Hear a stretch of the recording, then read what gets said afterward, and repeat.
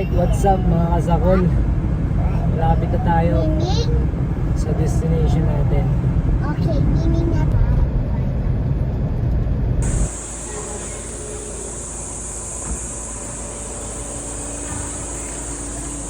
After namin dun, naghanap na kagad kami ng ng next na na spot.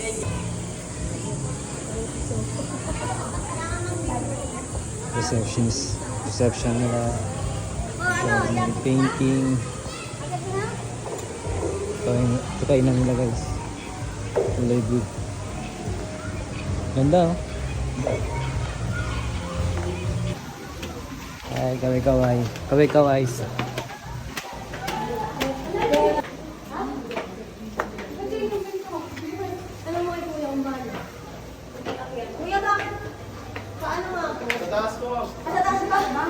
Taas pa pala. Alam namin ito yung room.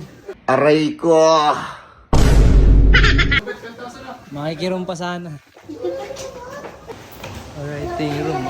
Swimming tayo.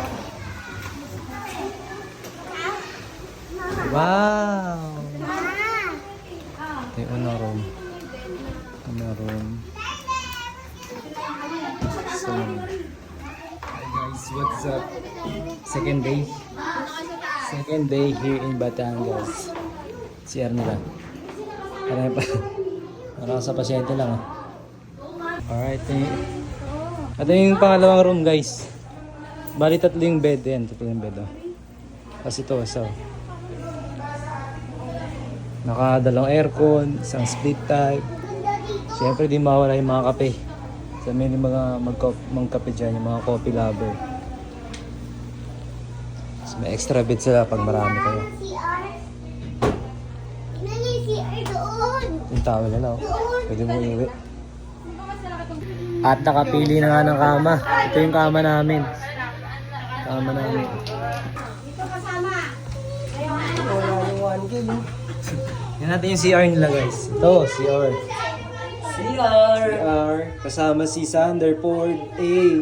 Tsaka sa Milby. Sa Milby.